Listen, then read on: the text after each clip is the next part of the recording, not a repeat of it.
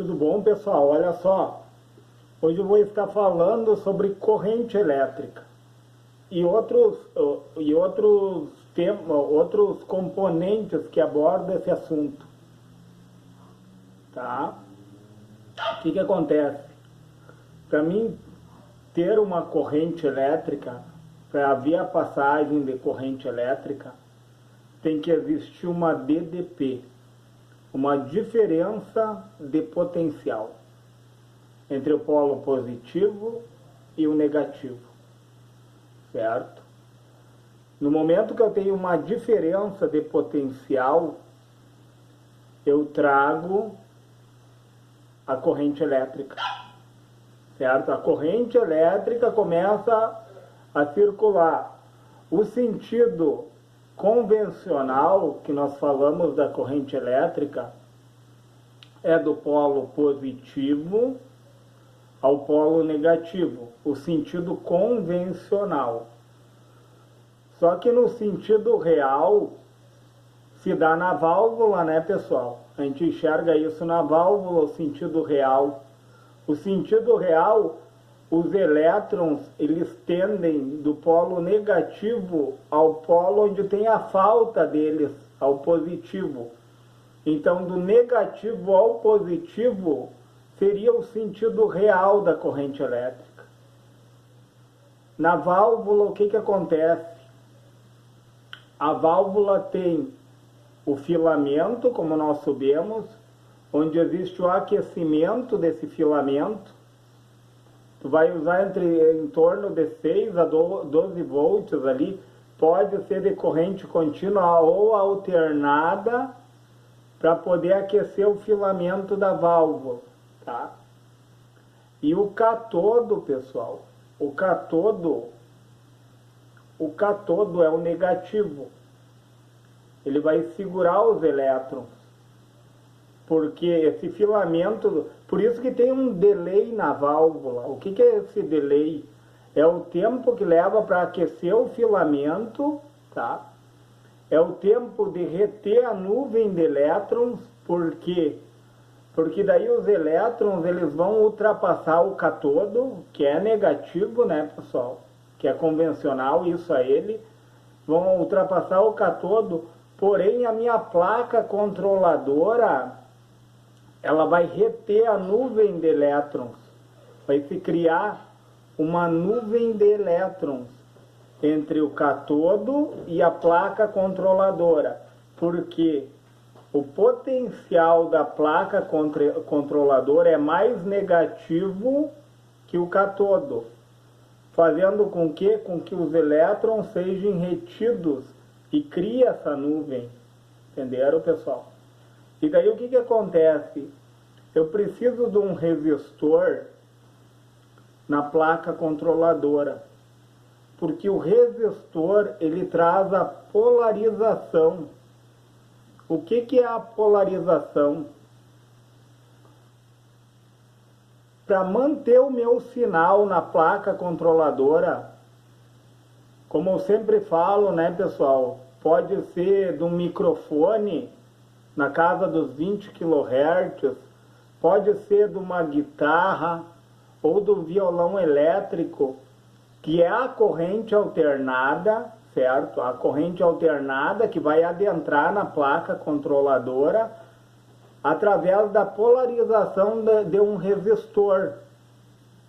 Porque no momento que adentra esse sinal, a placa controladora, o potencial dela se torna maior que do cátodo, fazendo com que os elétrons sejam liberados, onde vai haver o que? A amplificação dos elétrons.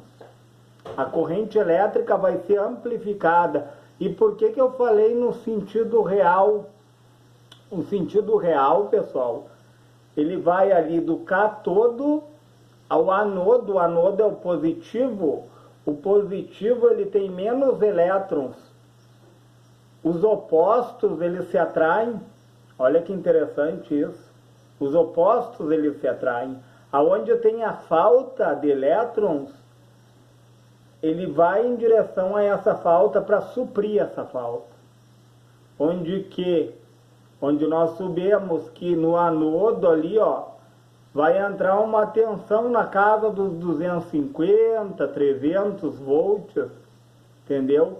Porque o anodo seria o mais B, né? O anodo é o mais B, que é o positivo, e ele tem falta de elétrons, entendeu? E através do meu sinal, por que um capacitor, falando do capacitor, eu estou entrando nas minúcias, pessoal. Riquezas de detalhes está sendo esse vídeo. O capacitor, ele funciona como um curto-circuito para a corrente alternada, tá? O capacitor, ele é um curto-circuito na corrente alternada, certo? E eu estou pegando uma válvula como exemplo. Vamos pegar o triodo apenas, tá? Como se tivesse um único capacitor.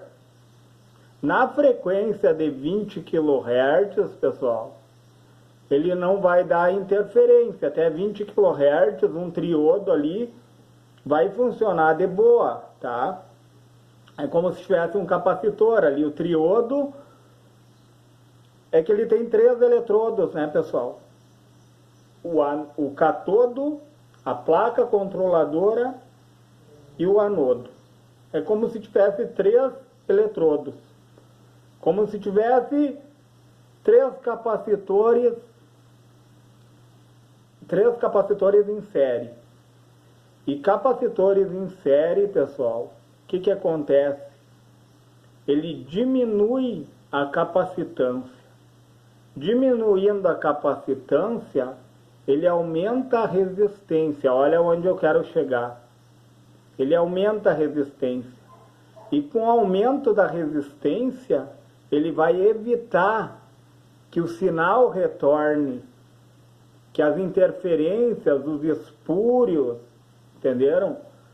Venham influenciar no teu som ali. Olha só que interessante isso. Por isso que eu já falei da válvula heptaodo, né, ou pentagrid, né? Ela tem 5 eletrodos, né? A pentagrid, né, o heptaodo. Então é como se tivesse 5 capacitores em série. Quanto mais capacitores em série, o que é um capacitor em série, pessoal? O eletrodo da válvula, ela tem 5 eletrodos, e o ar como núcleo. O ar como dielétrico, eu diria assim, não núcleo, né? Núcleo seria errado. Núcleo porque está dentro, né? Tá? O ar sendo dielétrico, dielétrico é onde não...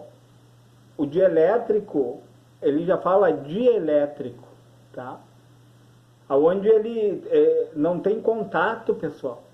Entendeu? Não existe contato. É como se eu falasse de um transistor MOSFET.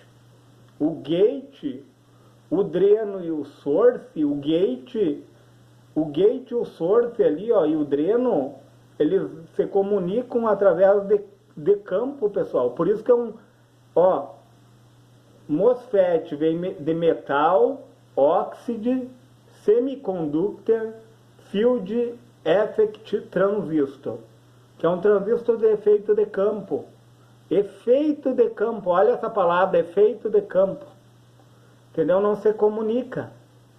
Por isso que o transistor MOSFET tem uma alta impedância de entrada. Enquanto que o transistor bipolar de junção, existe uma comunicação ali, ó, entre a base, o coletor e o emissor, né, pessoal? Eles se comunicam. Entendeu? Não tem o efeito de campo. E acontece esse efeito de campo na válvula. Entenderam? Acontece o efeito de campo na válvula ali.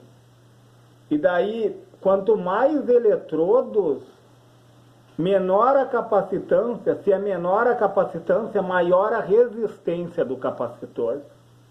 Entendeu?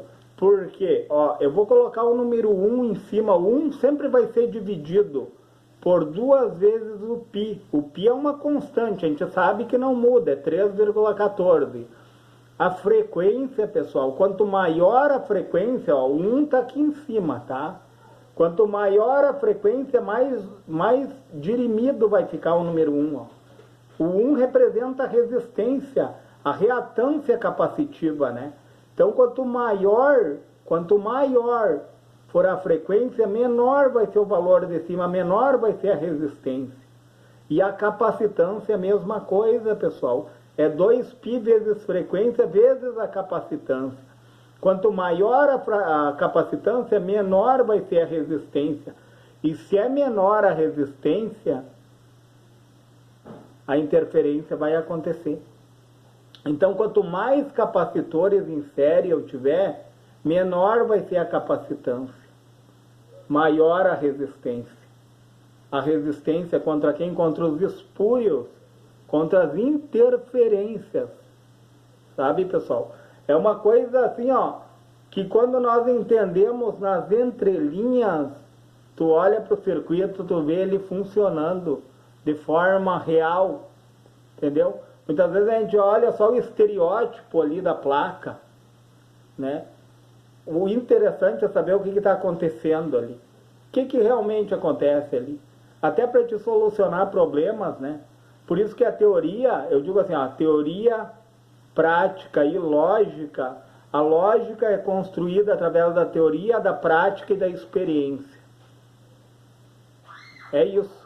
A lógica é a teoria, a prática e a experiência, constrói a lógica. E através da lógica nós resolvemos muitos problemas, entenderam, pessoal? E daí o que eu quero dizer com isso, né?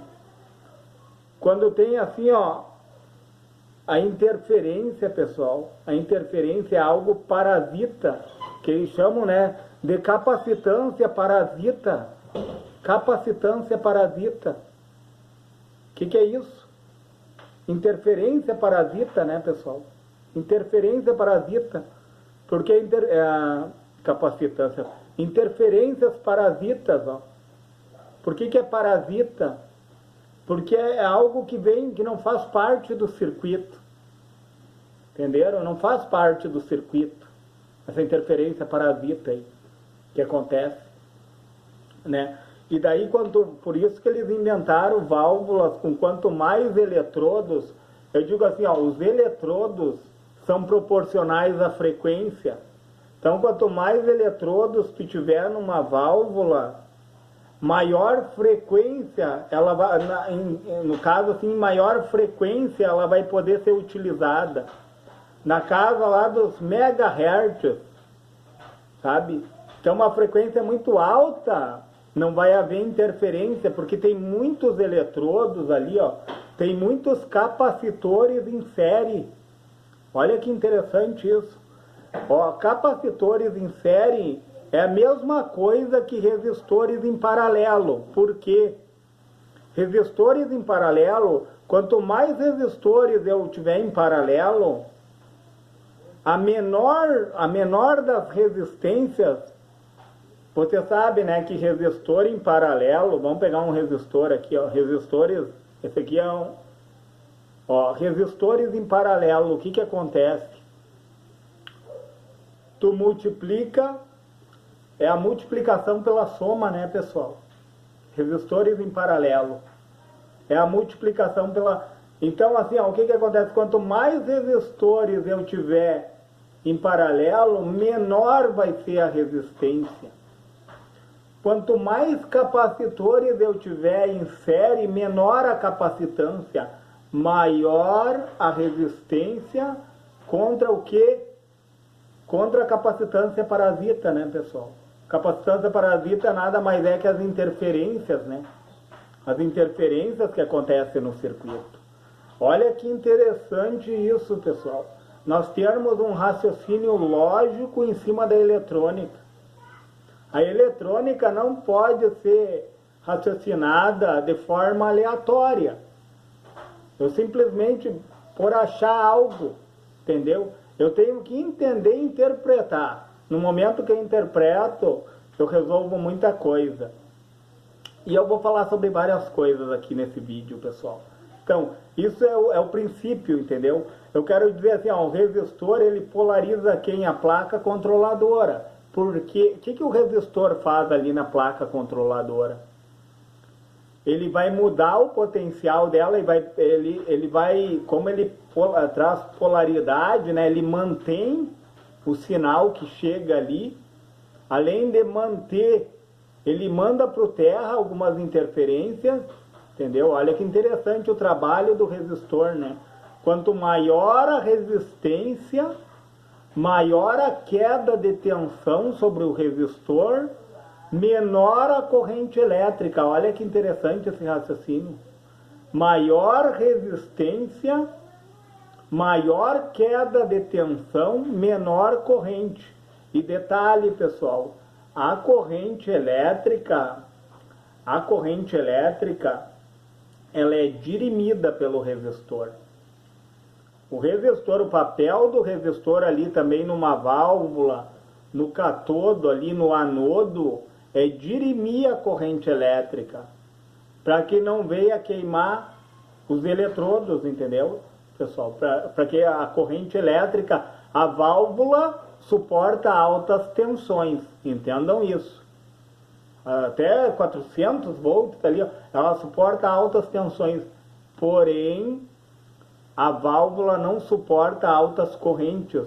A corrente é bem dirimida ali pelos resistores. Tanto tem um resistor no catodo, para polarizar o catodo, como tem um na grade controladora, como tem no anodo, né, pessoal? Para que a função do resistor é diminuir a corrente elétrica. Olha que interessante, pessoal. E daí eu vou falar de outros assuntos também, tipo, vamos falar um pouquinho de bobina, né? Não fugindo do assunto, que a bobina ela funciona como um balde. A bobina é um armazenador de cargas, entendeu? Através do campo eletromagnético. Até um dia eu fiz um teste ali, mostrei para o pessoal, de 5 volts eu consegui 20 volts. Entendeu? De 5 eu consegui 20. Eu utilizei ali um diodo do anodo para o catodo entrando no positivo do capacitor ali, né, pessoal? O diodo no positivo ali é para filtrar, né? Filtrar a onda negativa, funcionando como um retificador de meia onda, né? Como você sabe. E eu utilizei uma bobina, pessoal, e fiz um chaveamento ligando um fio no outro como se fosse um transistor. Sabe o chaveamento que o transistor faz? E daí eu consegui, pessoal, de 5 volts eu consegui 20. Olha só, para economia de energia, imagina tu se utilizar de 5 e ocupar 20. A bobina funciona como um balde, né? Ela funciona como um balde, por isso que diz sistema Buck, né? Buck é de balde.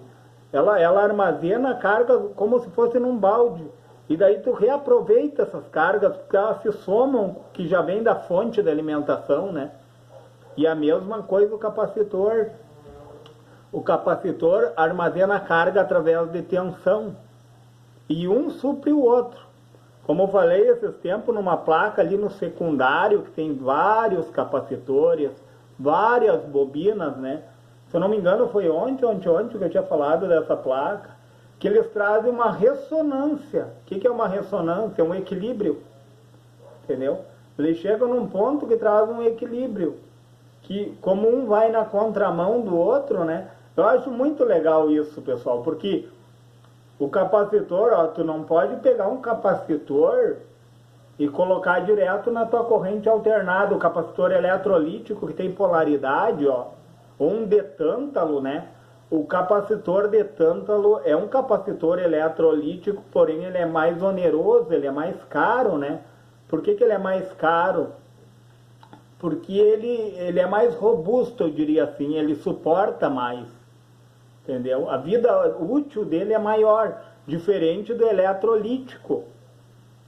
O que acontece no eletrolítico? Por isso que não é bom, assim, ó, eu não sou contra, eu sou a favor a consertar placas, né? mas equipamentos muito antigos, que tenham muitos capacitores, o eletrólito dele ali vai evaporando. Aí com o tempo ele deixa de ter a eficácia, a eficiência dele no circuito. Porque como que funciona um capacitor? Ele armazena cargas através de tensão, como nós sabemos, certo? E ele é um armazenador, tá? E ele é um gerador. Como ele armazenou cargas, ele se torna um gerador. Ele deixa de gerar, de oferecer aquilo que ele tem para oferecer. Por isso que muitas vezes ali, ó, o capacitor, ele tá em fuga, né, pessoal? Tá havendo fuga de carga ali, ó, tu vai aferir, ele não dá a medida certa, né? Até eu faço aferições com multímetro analógico, só que eu quero que o pessoal entenda que é uma aferição relativa, né? O certo é tu ter um capacímetro para te ver realmente o que está acontecendo com o capacitor, né? Mas através de uma medida relativa tu tem uma base, tu tem uma noção se ele vai estar bom ou não. Depois que tu te adapta ali ao multímetro analógico e fazendo as devidas aferições ali, tu vai entendendo que, ou se ele está bom ou se ele está em fuga, né? E muitas vezes ele está em fuga de carga. Quando o capacitor está em fuga, ele não oferece aquilo que ele tem para oferecer, pessoal. Olha só, ele não vai conseguir suprir o que o circuito precisa. Esse tempo eu peguei um computador, até um conhecido meu, com problema de gestão de energia. A fonte da alimentação estava oferecendo tudo o que podia oferecer. O sistema operacional ok. Gestão de energia, pessoal. Os capacitores, não ia valer a pena arrumar a placa. Teria que trocar todos os capacitores, era uma placa mais antiga. E daí tu vai colocar em custo-benefício, é mais em conta comprar uma placa, né, pessoal? Tem coisas que a gente sabe, como técnico, que o conserto não compensa nem para ti, pelo trabalho e pelo valor que tu vai cobrar, nem para o cliente, né? Porque para ele vai se tornar muito oneroso, para ti vai se tornar muito trabalhoso, assim, um trabalho que seria desnecessário. Claro, pessoal, tem entusiastas, equipamentos antigos, eu não estou falando contra isso também, né, pessoal? Tu quer consertar um rádio antigo, a válvula, alguma coisa assim, ó, não é contra isso, não me interpretem mal, entendeu? Mas eu digo um computador que tu possa substituir a placa ali, ó, muitas vezes é mais em conta tu até comprar uma placa usada, se ela estiver em bom estado, né? E daí o que acontece? O computador está dando problema de gestão de energia, capacitores, pessoal. Tinha que trocar um horror de capacitor, aí tu vai comprar mais a mão de obra, para o cliente também não vai valer a pena, entenderam? E daí também, pessoal, trazendo outro assunto, ó, eu falei da retificador de meia onda, né? E daí eu tô com uma ponte de diodo aqui, ó, de onda completa, ó. Isso daqui, ó. O que acontece? Por que essa ponte de diodo é de onda completa? Qual é a diferença de uma ponte de diodo de onda completa e de meia onda? Botar um diodo ali para retificar meia onda. A onda completa, olha só, tudo é questão de economia de energia elétrica, pessoal. O que acontece na onda completa? Tu recebe 60 Hz da tua rede elétrica ali, ó. Vai passar pelo transformador, né, pessoal? Um exemplo assim. Vamos dizer ali, ó, uma fonte, tá? Não vai passar pelo transformador, vai direto ali, ó, passa pela ponte de diodo, tá? Ao passar pela ponte de diodo é ceifada uma onda, o negativo, só que ele aproveita duas ondas positivas. Olha que legal isso, pessoal. De 60 Hz, tu vai ter 120 Hz ali, ó, depois do capacitor eletrolítico, entendeu? Porque a ponte ele vai retificar o sinal, né? E o capacitor eletrolítico ele realinha. O capacitor eletrolítico deixa mais contínua possível a corrente. E depois, novamente, tu precisa do transistor ali para fazer o chaveamento, né? Ou de um circuito integrado que tem internamente dentro dele transistores, né? Para poder fazer o quê? Para poder gerar pulsos PWM, tipo no gate de um transistor MOSFET ali, ó. Para quê? Para tornar a corrente pulsante para o transformador Chopper, que funciona numa alta frequência, né, nos megahertz, poder induzir para o secundário. E na indução, né, pessoal, a gente sabe, ó, aí entra DDP também, ó, eu estou falando de DDP, não estou fugindo do assunto, pessoal, ó. Precisa de uma diferença de potencial ali, ó. Por isso que existe a corrente pulsante. Na DDP, pessoal, positivo e negativo, vai acontecer a força eletromotriz, que ele vai induzir do primário para o secundário, certo? Quando que ele induz? Na força contra-eletromotriz, no colapso do campo, né? Ele induz para o secundário ali, ó, com as polaridades invertidas, tá? Num primeiro momento ele vai ter um diodo short, o diodo rápido, ou uma ponte de diodo rápido, né, pessoal? Que vai fazer o quê? Num momento ela vai conduzir, num momento ela vai cortar. E daí os capacitores e as bobinas vão se encarregar dessa ressonância do circuito. Entendeu?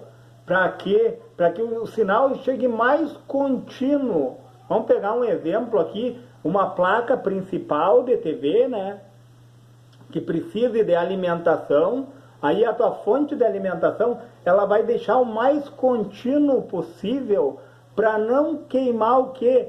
As junções que tem nos componentes da placa principal, porque as junções são muito sensíveis, entendeu? Esse processo todo foi feito por engenheiros, foi estudado, foi calculado para que o teu equipamento tenha uma vida útil maior, entendeu? Para que ele se prolongue aos longos dos anos. Olha que interessante isso, pessoal. Pessoal, temos a relé também. A relé funciona como o quê? Como um triac. O triac não conduz nos dois sentidos. A relé da mesma forma, pessoal. Se tu tiver uma relé ali no teu circuito, ó, eu vou citar um exemplo. Tu quer num dado momento ligar uma lâmpada, em outro dado momento ligar um motor, a corrente circula tanto num sentido como no outro, como num triac. O triac não tem o MT1, o MT2 e o gate, né, pessoal?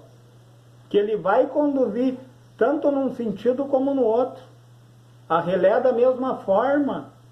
Olha quanto componente interessante. E é bom nós sabermos nas minúcias, porque daí nas tuas aplicações, quando tu conhece realmente o componente, tu consegue fazer a aplicação dele. Senão a gente se perde, entendeu? E isso se dá ao longo do tempo, pessoal. A gente tem que se dar o tempo da aprendizagem. A aprendizagem ela não vem do dia para a noite, ela vem ao longo dos anos. Conforme a gente vai exercitando pela repetição, conforme a gente vai repetindo, tu vai internalizando os assuntos. Olha que legal esse raciocínio. E daí também, ó, eu tenho um controlador de corrente aqui, ó. Isso daqui, ó, é um potenciômetro. Mas tu pode dizer que ele é um resistor controlador de corrente, ó. Eu posso, na linguagem técnica, um potenciômetro, né? Mas ele aumenta e diminui a resistência, ó. Tudo é um controle, tu controla a corrente elétrica aqui, ó. Pelo quê? Pela diferença de potencial. Entendeu? Por isso que a DDP ela é importante. Onde não tem DDP, onde não tem diferença de potencial, não tem corrente elétrica, né, pessoal? Não tem DDP, precisa da DDP para que os elétrons ultrapassem, né? Os elétrons vão passando de uma parte, no fio de cobre, no caso, né? Eles vão se movimentando. Os elétrons livres, né? Eles vão sofrendo movimentos através do quê? Da diferença de potencial. Pessoal, nesse vídeo era isso. Não vou me alongar mais.